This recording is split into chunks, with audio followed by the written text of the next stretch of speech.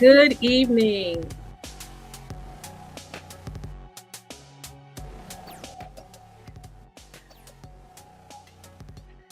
Good evening, and thank you for joining us for the first Black Women in Cybersecurity panel presented by BIC Mentorship Program.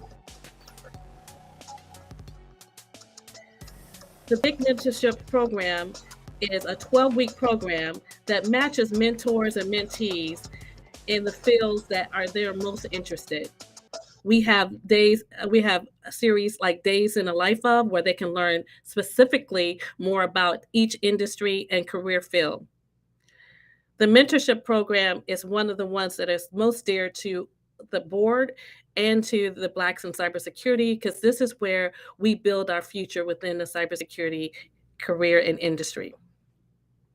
Good evening. I am your host and facilitator, Nita Jones Coleman. A little bit about myself. I am 20 years in cybersecurity industry, in cybersecurity compliance and audit and policy. And I am honored and so excited to have these women on our panel that are altogether over 80 plus years of experience in the cybersecurity industry. And they have a wealth of information that they're going to share this evening. But first, I'd like to go over some housekeeping rules. Please mute your mics and make sure they're mute at all times. And during the Q&A portion, um, please put your questions in the chat and our panelists will answer them.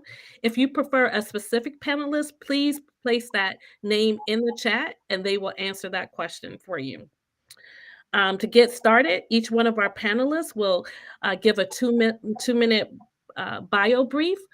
And after that, then you'll hear our some submitted questions, and then we'll start with your Q&A after that. It is my pleasure and my honor to introduce our first panelist, Michaela Barnett, who is the founder of Blacks in Cybersecurity. Michaela? Hi, everyone. Thank you so much for joining us. We're so glad to have you at the official headquarters of Black in Cybersecurity. I'm Michaela Barnett, your founder. I guess I'll tell you guys a little bit more about me. I started getting into cybersecurity late in high school. I was also learning about coding and different complex mathematic subjects. I went to college and I studied computer science, as well as took up cybersecurity as a hobby and got into the hobbyist portion of the field. I was able to matriculate to my current position at a premier consulting firm where I work with analytics as well as cybersecurity. And I'm so happy to have you guys here with me today. Thank you, Michaela. Our next panelist is Jessica Hoffman. Jessica is the Director of Operations for the BIC Mentorship Board, and she's also a mentor for the mentees. Jessica, can you tell us a little bit about yourself? Yes, thank you. Good afternoon, good evening, everyone. I'm Jessica. Thank you for being here. As Nita mentioned, I've been on the BIC Mentorship Board since its inception. So you all, or some of you, are part of the second cohort, which is amazing. But we are so happy to be here today to kick off Women's Month, especially with Black women in cybersecurity. I've been in the field for over 10 years, 15 for IT, currently in audit and compliance. Don't hate me. It's pretty cool. I'm the coolest auditor ever.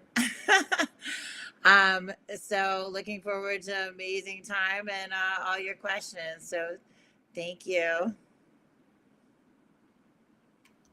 Thank you, Jessica. Our next panelist, Deidre Fall, is a graduate of our BIC Mentorship Program, and she's currently a mentor now.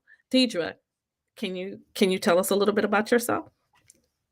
Yes, thank you, Blacks in Cybersecurity, for having me today. I am Deidre Fayel. I am a senior IT security specialist at the Department of Treasury. I've been there over 16 years, and I have about 5 years in cybersecurity. I've worked in software development and testing, cyber risk management, cyber data visualization and analytics.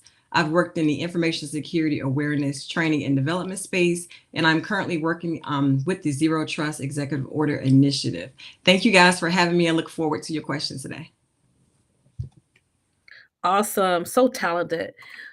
Our next panelist is Randy Collins. She's also a graduate of our BIC mentorship program and is currently a mentor for this cohort. Randy, can you tell us a little bit about yourself? Hi, everyone. My name is Randy Collins. I'm a corporate information systems security officer for Lynn Aerospace. And my background is in Army intelligence and project management, and I have 4 years in information systems.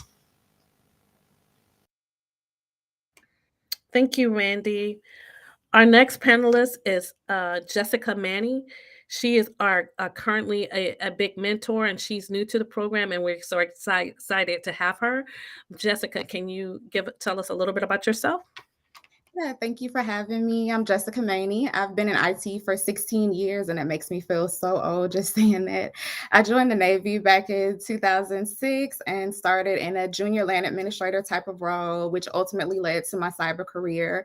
I'm currently managing my third org with Spotify as an engineering manager for the application security department.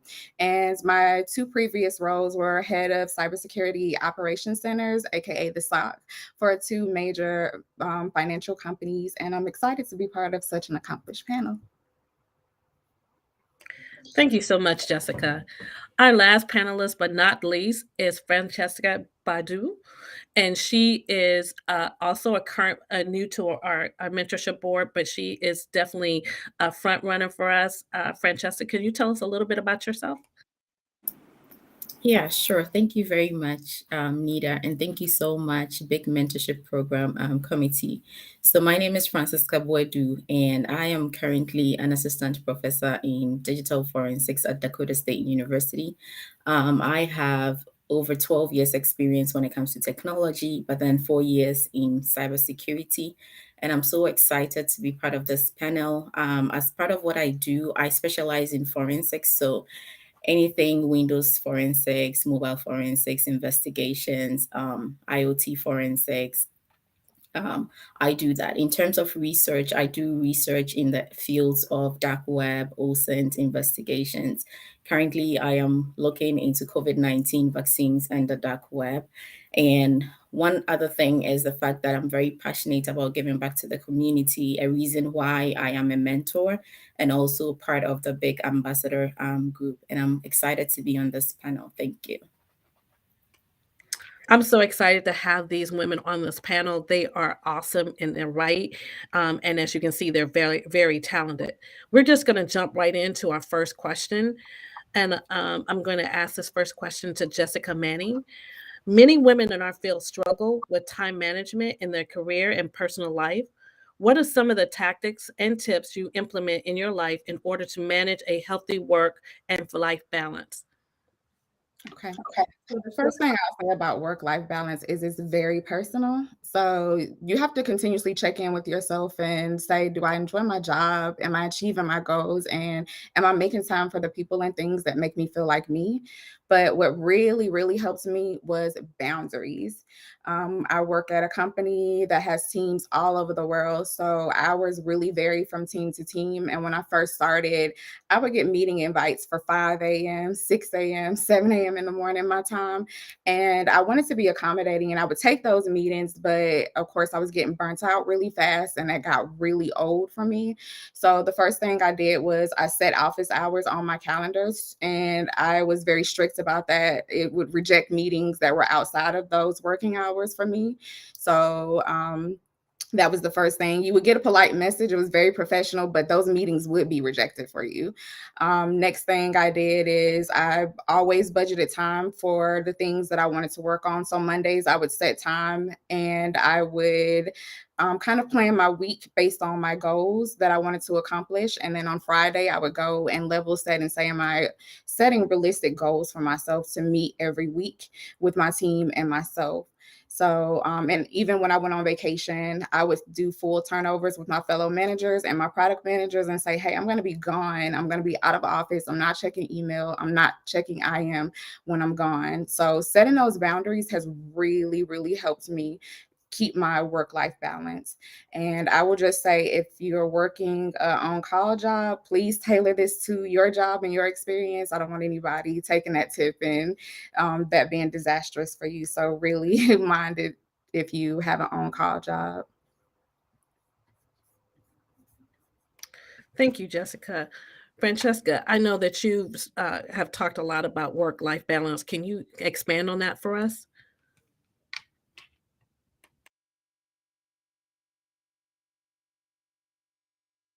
Francesca, we can't hear you. Yeah. So I said everything that Jess has said is right. I kind of echo what she's saying. Just to add on what she just said, for me personally, there are certain 3 Ds that I go with, and they are do, delay, and then delegate. There are some things in life when it comes to work, when it comes to family, when it comes to you balancing it out, you would have to do them. They are no negotiable. You would have to prioritize and do them. At that point, you have to do them.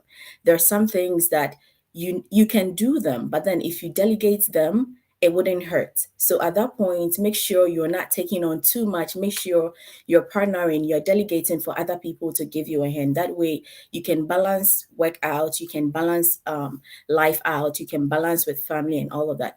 And there are some things that if you're not delegating, then of course you have to delay them, right? There are certain things, certain works that you have to do at the job that if you delay them an hour to a day, it wouldn't hurt. It wouldn't break anything. At that point, if it means you have to delay, take a 30 minutes break, take a walk, take a sip, do that, delay it, because ultimately you have to be able to balance it out and you have to be able to be ready for whatever you're doing. Thank you, Francesca. Go ahead. Could I ask a question? Ladies, thank you. Just something you said about check in with yourself. I think this branches over to, mental health and self-awareness, but when we're talking about work-life balance, you mentioned specifically, and Fran, you trumped on that, but check in with yourself. Am I happy? Is this working for me? So would you ladies mind just describing a situation where you realize this isn't working for me? It needs to go a different way. Can we talk about how you approach that and what that meant to ultimately making sure that you have that work-life balance? Yeah, sure. So for me, a good example would be in the past, I used to be so quick to responding to emails, right? And so anytime something comes in, I really want to push it out. I really want to get a response out. But then over the years, I have realized that one thing that has helped me is when the emails come in, there are some emails I need to take a day before I respond to it, because at the end of the day, I don't want a situation whereby I push out a reply and then I'm like, oh snap. If only I had waited a minute. If only I had waited 30 minutes. If only I had taken a breather and then spent some time to kind of calm myself down before I responded. It would have saved a lot of, troubles, right? And so that could be a good example. There are some times that you're dealing with clients, you're dealing with, different people on your team, and you get an email and it's like, man, what do I do? At that point in time, a good example would be take a breather. You can leave it for 30 minutes. You can even leave it for a day, depending on what the issue is. Come back to it with, you being calm, you being collected, and then respond to the email. And the same applies to the home, right? When you're balancing it at home, some of you might have kids, some of you might have spouses. And so sometimes you transitioning that or taking that and applying it to the house. Sometimes kids can do stuff, and then if you decide to react instantly, probably you do something that you would regret. So at that point in time, the balancing act is, taking a breather. Sometimes it could be just going for a walk, right? And trying to be by yourself or taking some space. It could be you just going to the restroom, just sitting and reading something, or you listening to music for 30 minutes, 15 minutes. Or sometimes it could be you taking a power nap, right? And then making sure that that power nap is going to give you that energy to bounce back and work it out. So that's a good example I can give. I don't know if Jess, you have anything to add. Yeah, I echo everything you say, but a good example for me is I was the type of person that didn't know when to stop working. So I would be at the dinner table with my family, still answering emails and checking chat and still working on things. So my husband, actually pulled me to the side and he was like, can we have family time? When we have family time, can you be present?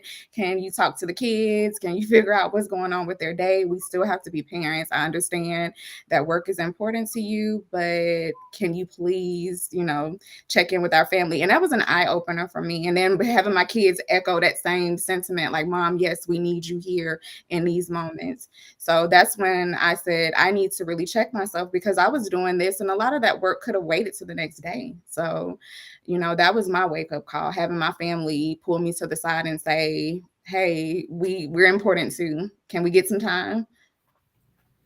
Thank you so much, Jessica, because that is super important. That the word that you typed on was present, being present. And that's being present for your family, being present for your friends, being present for all of those relationships that are meaningful to you. And if you're still caught up with all of these different things, you can't be present in the moment. And then that also starts that stress level going up. And then before you know it, you're wondering why you're not feeling your best. And that's because you haven't been present in the moments where you were most needed. So I am so happy that you guys have really outlined that for us and gave us some great examples on that. Did anyone else have anything that they wanted to share in regards to the work-life balance? Jessica Hoffman, did you have anything to share with that as well? Oh, I'm fantastic, Miss Nita. Please take it away. All right. Thank you. So our next question is one of the ones that we always struggle with, and I don't know if you've ever heard this, but if you're not at the table, then you're on the menu. So what does that phrase mean to you? And then can you give an example of how that's happened to you before? Francesca, can you start us off? Yeah, sure. So if you're not on the table, then you're the menu, or you are on the menu. Wow, interesting quote. So often than not, when we hear this quote, it's more of, you know, you're not on the table, you're not welcome, right? But then you feel like you're part of it, but you're not part of it. It's like one foot is in there, one foot is not in there. And for me personally, my advice most of the time to people is, if you're not on the table and you are on the menu, you might as well create a table for yourself and sit at the table, and then pull or bring together people who can form a good tribe for you and help you discuss good things at that table. In essence, sometimes people bring us on board just to check off the diversity box, or just to check off the fact that, oh, we have like 10 males, we need, a representation of a female. And so let's bring her on board. And at that point, you are part of the team, but your views are not welcomed, your views are not taken, you pass comments and you share ideas, and it's like, well, who does she think she is, right? Or who does he think he is? And it applies both ways. But at this particular point in time, because we are celebrating International Women's Day and we're trying to break the bias, I say, if you are not at the table and you are on the menu, create your own table. Try to connect with people that can be a good tribe for you. Bring them to that table, share the ideas, and build together.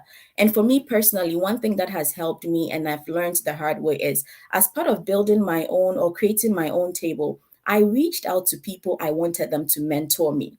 People that I knew they had my best interest at heart, people that I knew they were not going to, sabotage my dreams or sabotage my vision, but people who were going to, even if they don't have the means to help me, point me to people that are going to help me, direct me to people that are going to open doors for me. And so sometimes it's just a matter of asking yourself the question, I'm not at a table, but yet I'm on the menu. Is this something that I want? If it's not, what are you doing to fix that, right? And so being able to create that table for yourself means taking the ownership and doing things for yourself. A good example is how most of you have signed up to be mentors and also mentees, right? Because you know what you want, you know where you want to go to. And it's okay to have multiple mentors, because at that point in time, you are bringing a tribe together. You are growing that table that you for yourself, and others like you who didn't have the opportunity to be on that menu or at that table, you can draw them in so they can come sit at your table. So I think for me, Nida, that's how I understand it, and that's how I've tried to work around this, because it's always either you being used to check the diversity box or check, the female box, or it's just so they say at the end of the day, we brought on board not just a female, but a Black female, right? And so sometimes it's hard to say, but the truth is it's just so that box will be checked. And that's what we are trying to break, those barriers and biases. And that's so true. I can't agree with you more. I wish there was more to add, but you just closed the loop on all of that. I'm just going to jump to the next question. So, kind of taking that and moving that forward, in your opinion, what has been the most significant barrier for you to be successful in your career as you were trying to create, like you said, build your own table or even be successful within the industry? What are some things that was a barrier or a significant barrier for you, and how did you break through? If you can give us some examples of that. I'll start off with Jessica Manning. Can you talk about that a little bit? Yeah, the biggest thing for me was, as my grandma would say, my mouth. I'm super opinionated and I'm a debater by nature. So, and I'm also very passionate about cyber and what I do. So, a lot of the times when I would go into meetings or I would be talking to some of my peers who were mostly male or white females, it would look like I was the angry Black woman, or I was really pissed off, and I would get that feedback like, why are you so mad about this, or why are you so hyped up about this? And I'm just like, no, I'm having a debate. We talking about this. So for me, it was definitely expressing my opinion on everything and being super opinionated and being a debater. So how I kind of work through that is the 48 Laws of Power. I actually read that book. And there's one of the laws that says win through actions, not your argument. And now that's the method that I use. So instead of debating and arguing, I'll make a suggestion. If it's not going my way, I'll prove it through my actions. If you don't want to take my opinion, you don't want to take my advice, I'll just show you that what I'm saying is going to work. Wow, I so agree with that. One of the things that they always have said, that you're so aggressive, and the same aggression that we show is passion for other people. So just because we show our passion in different ways and we may be more excited or animated, we become that aggressor. So it's very interesting. Does anyone else on the panel want to expand on this particular question? I know, Michaela, can you come on? I know you have had some significant barriers in starting Blacks in cybersecurity. So can you talk about that a little bit? Sure. And I definitely want to piggyback on that statement. If you're not on the table, you're on the menu. And something I'd add to that is, if you stay ready, you don't have to get ready. So a lot of the times as Black people, we are often disenfranchised and we need the tools to help propel ourselves. All we need is that opportunity, tools, or even that community that helps us build our own seat at the table. Along with a few other orgs, have the same philosophy of community, empowering, mentorship, and education. So in starting Blacks in cybersecurity, I was some college kid that just went to their first cyber conference back in 2017, 2018. I just turned my tassel, just got my first little consulting job. And, I'm like coming from this HBCU community, and I'm like, all right, well, there's clearly an InfoSec community that's thriving and doing amazing things. Let me see how I can contribute and be a part of that. So I show up to the conference and I'm feeling a little in the minority because I see maybe me and my two college friends, and then it's everybody else who's kind of just looking like, who are these people that just randomly showed up? So we're trying to talk to people. We're trying to see, hey, how can we educate ourselves? How can we put ourselves forward? And unfortunately, that rapport wasn't there, just based on other circumstances. So it was a matter of how are we going to empower ourselves to help empower others as well, but also help ourselves gain skills and gain knowledge so we can contribute to this community. The hacker and maker community specifically is all about just having that skill set, giving back to the community and building and helping others. The open source community, the community that just helped making global cybersecurity better bit by bit with diverse mindsets, neurodiversity, and just a myriad of people helping us live in a more secure world as we integrate more technology. So in that, I definitely feel that our Black community is so just naturally empowered to give such an impact to this overall community that helps us live in a better world. Like Black people to me are natural hackers. We naturally take, some of the, we both naturally and historically, we've just, taken some of the least desirable things and made it some of the best things. Food, hip hop, our cultures, our music, we make it poppin'. So we can definitely make cybersecurity poppin' as well. And in that, I looked to my left and looked to my right, and I said in jest, we should do something like this for Black people. 5 years later, we are now doing something like this for Black people. Conferences, community, mentorship, vouchers, just creating the space for people to empower themselves, to have that financial independence that helps solve disparity, to have that information that helps people keep our community secure on the internet, when oftentimes grandma is clicking on the phishing emails while she's frying the chicken, like just things like that. It's like we're helping our community in so many ways, and it's so just magical and mystical, and it's just helping our community globally just live in a better, more secure world with more diverse professionals. So in that, it did have some struggles. Like we were not as well accepted at first. People had never seen people like us doing things they were doing. And that had its pitfalls and had its issues.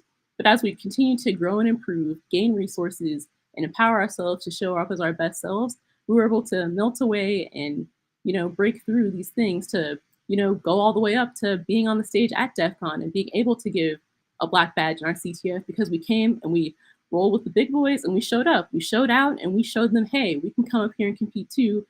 And we're about to do it again. DEF CON 30, be there in Las Vegas. But, all in all, those pitfalls showed me that, hey, it's going to be a long day if you watch the clock. You got to get up and get straight to it. Because that's what I did for 5 years, like study for my certs, gain skills, get on the call with my 4 college friends, like, all right, what conference we're going to crash and how are we going to make it, And soon 1 became 2, 2 became 4. We had a group chat that turned into a real organization. An organization turned into all the things we can offer today. So all I can say is you have to put in the work, whether it's building your own community so that you and others like you can have a seat at the table, or whether it's I want to be a pen tester and I want to be real about it. So how am I going to build my own curriculum to develop my own skills? So thank you for asking me that question. Michaela, thank you. That was awesome. Just you have that. Go ahead. Can I get an encore for Michaela? All right. Yes. I'm gonna be that person. All right. Listen up, y'all. Blacks in cyber. All of that was because of the young lady we just listened to. So can we just get a quick round of applause? I mean, literally, it's because of her. Yes. I'm just gonna say she represents, right? She's representing. And to that point, and everything we talk about going forward, this is a community about supporting each other. Whether you're new to the cybersecurity community or you've been in it for a while, it's all about uplifting. And that's what we're about with the mentorship program. So thank you, Michaela, for sharing your experience with us. Yeah, and Michaela said something, and it's going to tie us right into our next question that was asked. And I'm just going to kind of lead this into one of my backstories is that me and Jessica Manning have a background that's very similar. I did come from the Navy as a naval officer, and I served in the Navy for 20 plus years doing cybersecurity and cyber. Before it was cybersecurity, it was information assurance. And then the question came, and it was always asked, can you bring your true self? So this question is, in your personal experience, have you been able to bring your true self to work? Meaning there was no need to code switch or to wear your hair a certain way or etc. I'm going to start off with Randy. I'm going to start you off and have you tell us a little bit about your story. Hi, everyone. So yeah, I've definitely had experiences code switching because since I look white, it's really easy for me to code switch. But over time that kind of weighed on me because like you're not really being yourself, and you don't connect with people because you're not being yourself. But over time, me code switching made other people comfortable with microaggressions and just little comments that I was not comfortable with. And eventually doing that led to situations where certain things that were said to me had to be reported because it just got so bad because people were comfortable saying all kinds of sideways things to me. So I think through that experience, I definitely learned that you have to just be yourself and not worry about the code switching. Because if I'm in an environment where I think I need to code switch, I probably don't want to be there. I definitely agree. And that is one of the things I truly tell all my mentees is that you do not want to work in an environment where you cannot be yourself. And if you ever feel like you can't be yourself, then this is probably not a good place for you. But I want to also give Deidre a chance to kind of expand as well. Deidre, can you tell us about your situation and your story? Yes. So, like Randy mentioned, code switching is real, and it happens all the time. It's pretty much the reality that we live in. So, whenever I first started my career in the federal service, I was very mindful of my hair, my nails, my clothes. I wanted to look like my counterparts who were not Black. So I wanted to dress like them. I wanted to look like them. So it was very hard to kind of to bring my authentic self to work until one day I was on a call. Actually, I was in a meeting, and I was like, you know what? I'm going to speak up for myself, and I'm going to let them know like what how I feel. And so since that day, I started to speak up for myself. It felt so great, and everybody started to come to me and be like, "Oh my God, you should speak more," because you feel underrepresented when you're in a room full of white people and no Black people are around. So representation definitely matters. So unfortunately, code switching is going to be a problem until we can get more people of cybersecurity. And I think companies just has to realize and create that space where people can excel as individuals without the expectation of people of who they think people should look like. So tips that has helped me was to let your work speak for yourself. Like if you do great work, let that speak for yourself, and always professional. Do not act out of line, because that's one thing they're going to piggyback on you about. So stay professional and just let your work speak for yourself. Definitely with the code switching. Thank you, Deidre. I would also say one of the things that you talked about is that let your work speak for itself. You can do 100 great things and you do one thing wrong, and then that's the thing that they remember. So the trick to that is when you do that one thing wrong, just don't say, "Oh, I did that wrong." Go back and make it right. Everybody makes mistakes. No matter what your race or your gender, you're going to make mistakes. So how you handle those mistakes is what makes a difference in your character and will make you a difference as you move on. So thank you so much for that discussion, Deidre. Jessica Hoffman, I'm coming to you because I know this has been a situation for you as well. Can you give us your story? I can, and I hope this isn't out of the box, but I do think that the color of your skin, I'm light skin, versus if I was a darker skin female, that makes a difference. I think that's, I say, oh, don't be whatever, but I mean, that's real. I mean, that's super real. The experiences that I've had as a lighter skinned woman versus a darker skinned woman are different. So same deal with this. I feel like when I'm presented, it's a little bit differently, and I'm able to code switch a little bit easier. And honestly, it's not as taxing as it would be for, I think, a darker skinned woman. And you can roast me all you want to, but I'm just keeping it real. Like there is a difference in how you code switch based on the color of your skin, based on who you're with, what you're doing. So at the same time, I'm about go along to get along. You catch more bees with honey than not. All right, so I'm gonna tell you all day, professionally, personally, do what is expected of you to some degree without, you know, defying any of your morals, of course. But be that nice person. It'll get you much farther. You can take that how you want. I know everybody's not super nice, and that's fine. Just as our love, we call her the golden child because she's all everything is awesome and about Everything is awesome. We are so so blessed. but that's a great I'm attitude so to happy have. to be here. Yes, that's a great attitude to have because people that's a contagious attitude. And when you have a contagious attitude, people can't help but gravitate to you and they don't even know why they're gravitating to you. So that is awesome. I And want to so, piggyback off of that.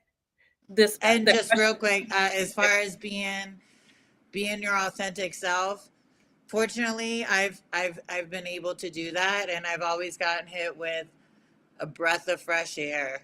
I mean, there's definitely a line between you being an aggressive, complaining, blah, blah, blah person. Somebody said, I don't know if it's a meeting, who doesn't hate? I know this is negative, but who doesn't hate that person who's like, oh, this is how we used to do it.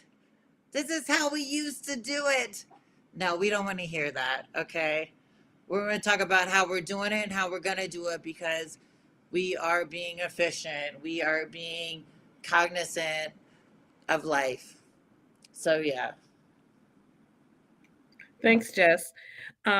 This question is also connected to the last question, but I think it's important to like talk about it.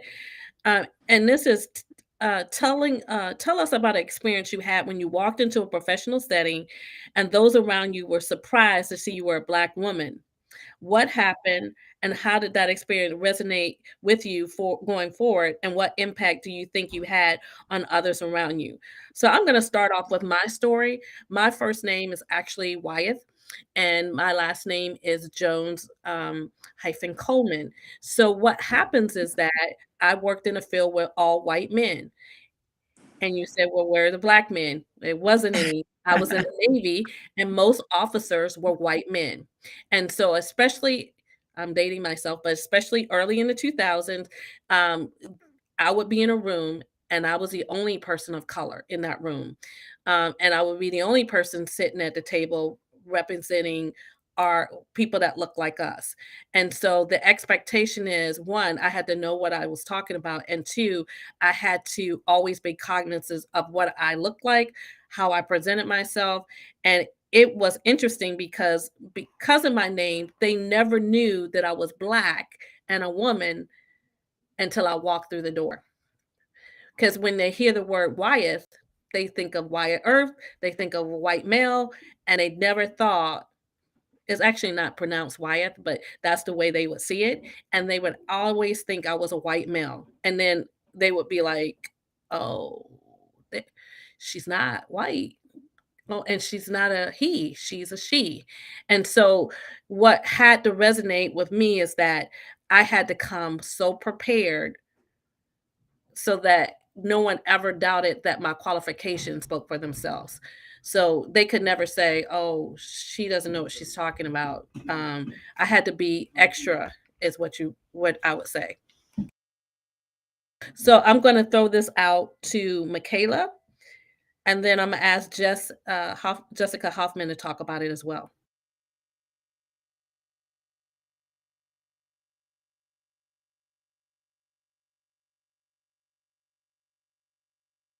All right, Jess, do you want to go first? She's off camera.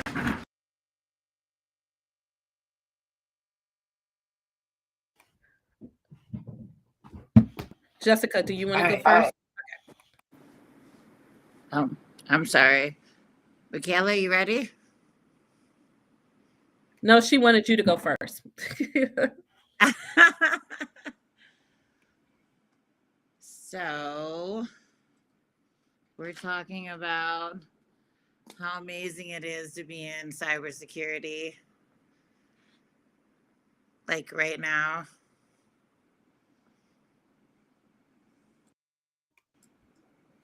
So, you know, if when you walk in a room and they see you in a professional setting, what are they surprised to see that you're a Black woman? And then Yeah, what yeah. happened? Yeah. Well, I thought we were talking about how amazing it is to be in cybersecurity, which is super amazing. I will say though, the first time when I was working for the feds, which is a super great experience, we all talk. We're talking on the phone. Before COVID, everybody used to talk to, right? We're all talking on the phone, blah, blah, blah. People would come by my cube, like, hi, are you Jess? Yeah, I'm Jess. I stand up. I'm like super tall. Hold on. You guys can't see how tall I am, but I'm pretty tall.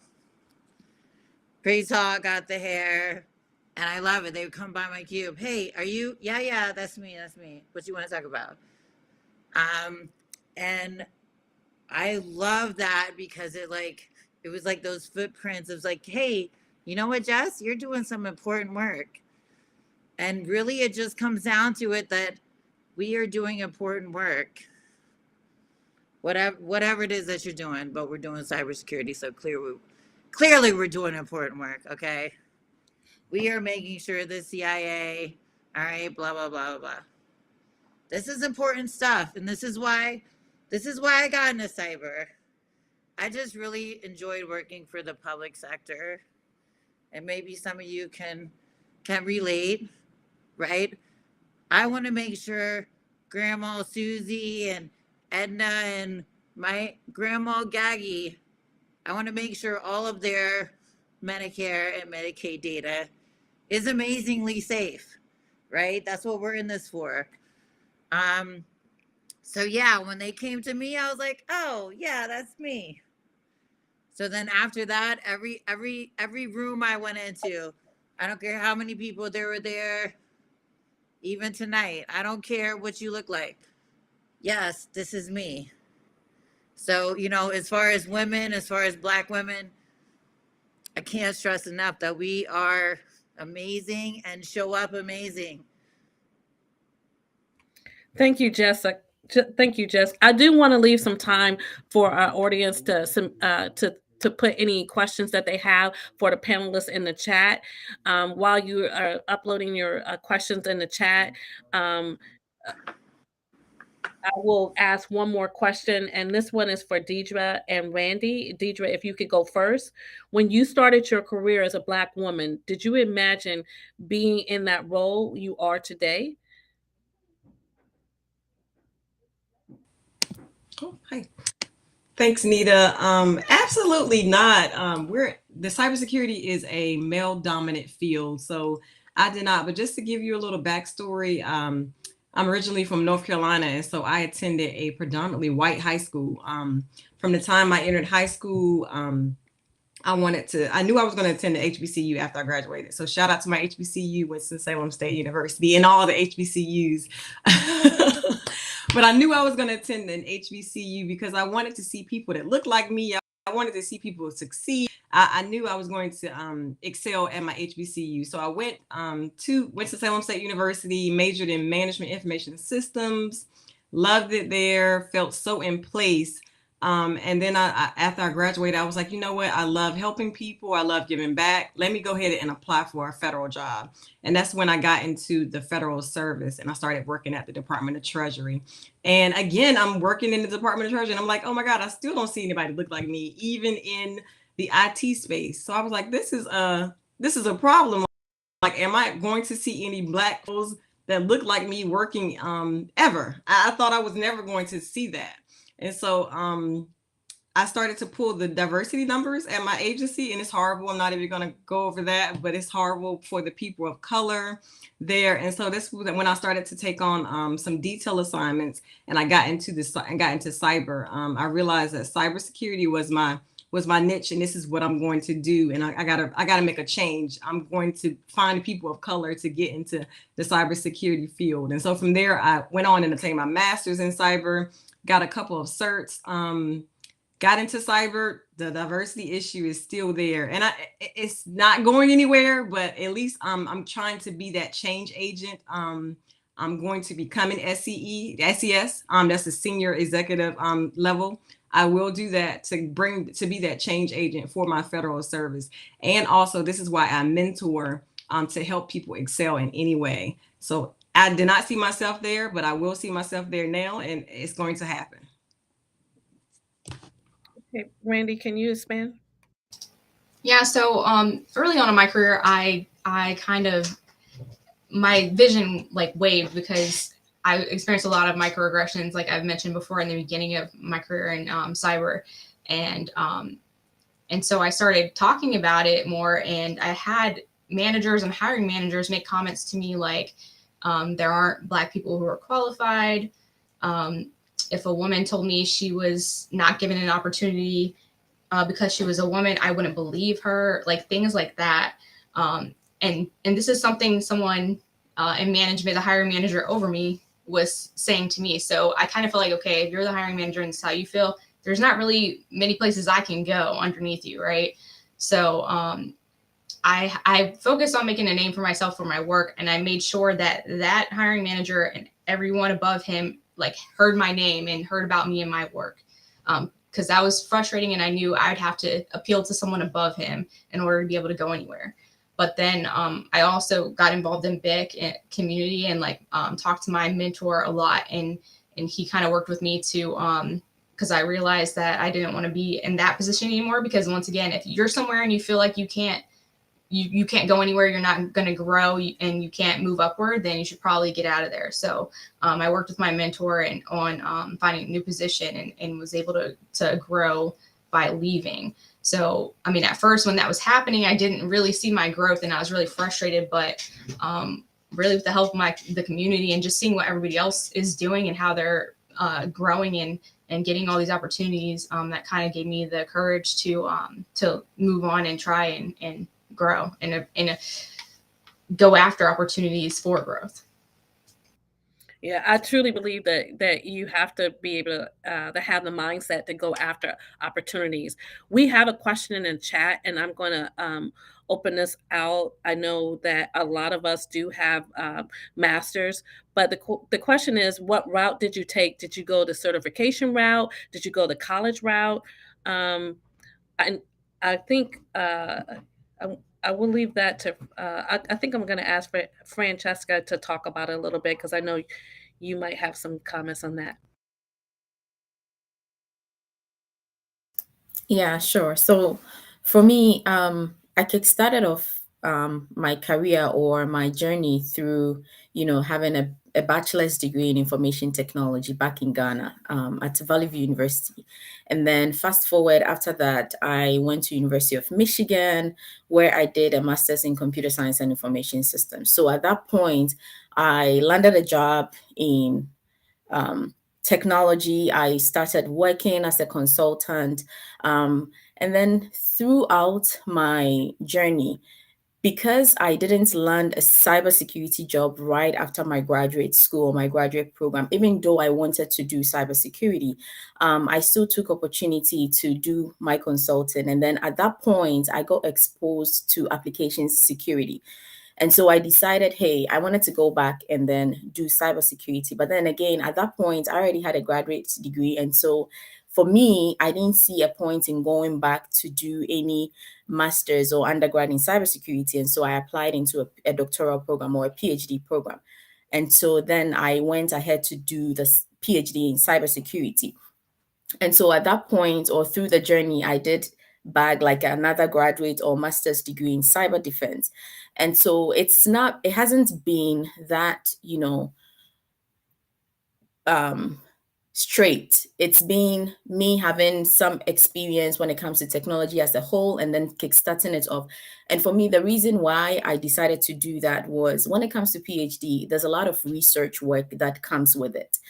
And I decided for me to go into that, I would have the opportunity to kind of experience or have like an in-depth research in the field and understand the field, because I was new to the field. I didn't have any experience or knowledge in the field. And so over the past 4 years, that's what I've done, and kind of created that niche for myself in digital forensics and in working in that field. So everyone is different when it comes to cybersecurity. When it comes to you trying to transition or even starting off in cybersecurity, everyone's path is going to be different. There are some people that will come on board or even land job opportunities, and then the company is going to, as part of your development, help you bag some certifications. I always encourage people that first get the degree in, let's say, cybersecurity, get that bachelor's degree or that graduate master's degree in the field, land a job, and then prove yourself, show interest, let your manager know this is my plan, this is my goal, because companies are willing to pay for it. At the end of the day, let the companies pay for the certifications. Of course, there are very, basic certifications like Security Plus, the Security A Plus, and all of that. If you can get the very basic ones, then once you land that job or that opportunity, then you work or you plan accordingly, have those goals in such a way that the company can then help you pay for the CISM and the CISSPs and all those other certifications, because those certifications are not cool beans. They are very expensive. And so that's one thing. So for me, Nita, I really transitioned through having like a technology or a computer science background and kind of worked my way through. And then another thing is, in terms of certifications, as I was going through my PhD program, I still went ahead to do some internship. And then during those internship times, the companies gave me the opportunity to have, certifications like being a certified banking forensics investigator and working my way through. So it's not a clear cut, but then I think if you have a plan, if you know where you want to go to, sometimes people say, I want to be in cybersecurity, I want to get to this. I see people on LinkedIn, they have all these certifications, but you cannot be a jack of all trades, master of none, right? So my advice is really find a niche for yourself and then master that niche. And then if there is some certifications that you can get within that, let's say you want to specialize in cloud security, right? Cloud security would have multiple certifications or something that you can kind of build up on. So then there would be a certification for somebody who's an entry level. As you rise the ranks, there would be certifications that you bag. So then everything you're doing revolves around cloud security. But then if you end up doing, certifications here, doing this there, doing that here with all these different areas and fields, but you cannot really hone in on one, then people do that, it works for them. But my recommendation or advice would be that, because for me, based on my experience, I have carved that niche for myself when it comes to forensics, when it comes to cyber threat intelligence, when it comes to everything forensics, incident response related. So yeah, I would definitely agree that certifications are great, but if you don't have the experience to back it, that may lead to some of the difficult challenges of you finding positions that you actually want to work at. I want to grab a couple of more questions because we're running out of time, but I want to go to the question: do you feel that the future of cyber will incorporate more minorities in leadership positions? If so, how long do you feel that this will take? So basically, getting minorities in leadership positions. I'm going to tell you that we're in leadership positions now. However, I think the more people we see or we mentor in and who can get the growth that we're doing now with Blacks in cybersecurity, you're going to see more and more people in leadership positions. I will leave that up to because I know we got quite a few women here. Jessica owns her own business, so she is definitely a leader in her business. And as you can see, most of these panelists are in high level to mid level positions in their company. So, Michaela, do you want to talk a little bit about that? Sure. Definitely happy to be back audio-wise into the panel. So do you think the future of cyber will incorporate more minorities in leadership positions? It has to, because as an emerging technology as we approach developing emerging technology like, the metaverse and different social media, TikTok, things like that, and that reflects more and more on the greater, minority of, or the greater community of people that includes minorities who are developing their own content or even just having their stories told, because more people are on platforms and just gathered together. We need leaders that reflect the people that utilize technology.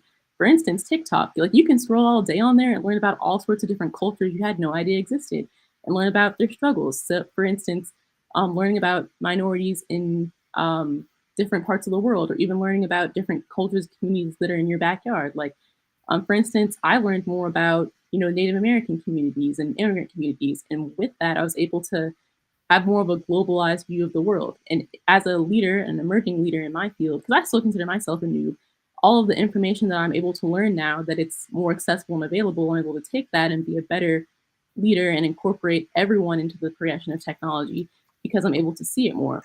And those type of leaders are the only leaders that will make a genuine difference and have the benefit for everyone involved.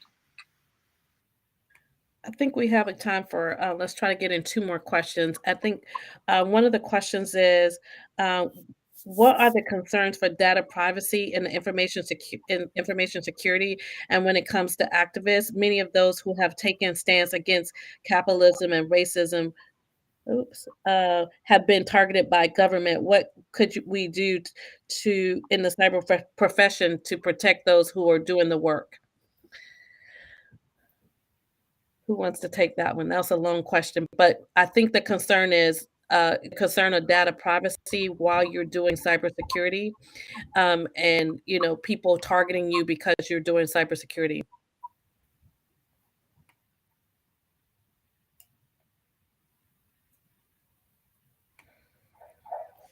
Okay, I'll take that. So one of the things, I think that you need to understand is that privacy is becoming a concern not only in cybersecurity but across all the industries, and so that there's a cybersecurity privacy certification that I'm doing right now is based on understanding how privacy and how that works across the organization. Some of that is policy, some of that is just understanding where your information is going and how that company or that organization is going to protect that information.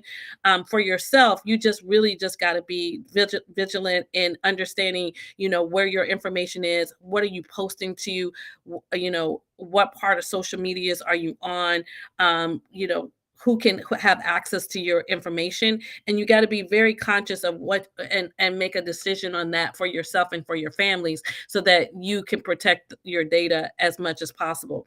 But I would say that's a concern across a lot of organizations, and you're going to see a lot more controls or policies put in place to handle that.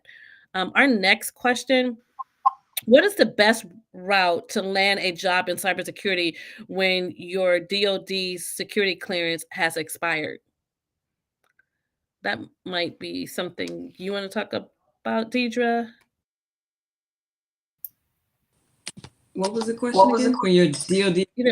If you have a DoD clearance and it's expired, I would say you don't need, I tell this all the time. I tell this to people all the time. I'll jump in real quick, and Deidre, and then I'll let you. You don't need a clearance to do cybersecurity. What you need to do is you need to look at building your experience, and building that experience can come from nonprofits. Nonprofits do not have clearances. That experience can be in a community organization, or it can be in a small business where they're not requiring a specific clearance. Only on the DoD levels or federal jobs will you see that clearance become an issue. But there's lots of ways to build your reputation and to build what you do best in other organizations to move on.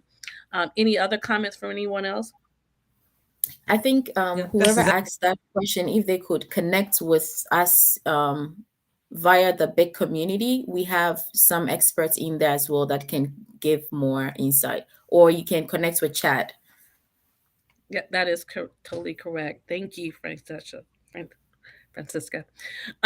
What is how do we sign up for mentorship program? I will say that information is on our BIC Discord. So if you want to sign up, the mentorship program is closed at this point. Our next cohort will be in the fall, and please look for that. Sign up if you want to be a part of that mentorship program in the fall. the questions are scrolling in pretty fast, so I'm trying to go through real quick. We are about 5 minutes over our organic time. I want to allow any closeout comments from our panelists, and I want to start off with Michaela. Can you give us some closeout comments as we close out this session? Sure. So first, I want to go back to our privacy and security question. There's a lot of different ways you can go about that.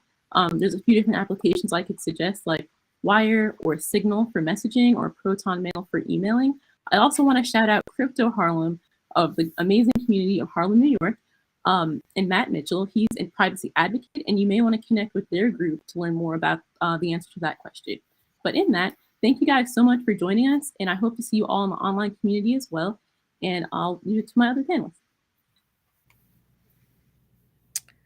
Francesca, can you give us like any closeout statements or any lasting statements that you want to leave with this group? Yeah, sure. So for me, one thing I want to say is that information is very powerful. So we need to be careful with the kind of information that we are sharing online or we are giving out. And a second thing I want to mention is that as we celebrate International Women's Day, we all need to know that the future is female. So whether you like it or not, it's going to be female and it's going to be female. Thank you. Thank you. Deidre, any last comments? Thank you, Nita, again for having me today. I was just going to say, don't compare your journey to someone else's journey. What your journey looked like is not going to look like my journey. So don't compare your journey, and find you a mentor, a sponsor, and a coach, because you need all three. Thank you again. Thank you, Deidre. That is so right. Thank you. And understand the difference between those three. A sponsor is the one that actually will vouch for you and actually help you get in that position. A mentor is just going to give you advice and kind of help you develop yourself. And then a coach helps you with, skill sets and different things that can build you into the next level. So understand those three items that Deidre just mentioned, because those are super important to understand and get those people in your lives. Randy, can you give us any closeout statement? Yeah, so I just wanted to say, for anyone who's looking for jobs in cybersecurity, I want to suggest that you go through and look at job recs for jobs that you're interested in and note all the requirements that you don't have yet and focus on those things. You can do home labs. You can look up Try Hack Me or other training like that. There are meetup groups, and a lot of them are on Zoom or they might be local to you. Get involved in BIC, and we have a lot of training that we offer throughout the year. Get those mentors, coaches, and sponsors, and that's how you without a clearance or without maybe all the education on the rec, if you focus on those things for the jobs that you want, at least to get your foot in the door, somebody will hire you. Thank you, Randy. That is so true. Jessica Hoffman, can you give us some last comments? Certainly. Hope everybody had a great evening. Just want to echo on the fact that, check in with yourself. Is this making me happy? Is this making me money? Is this exercising me? I mean, those are probably the core questions you want to ask yourself. And yeah, check back with us. Holla. Thank you so much for joining us this evening. Remember to check out our Discord at BIC and check us out in Link. Follow us in Link. We're happy to have you, and thank you for joining us tonight.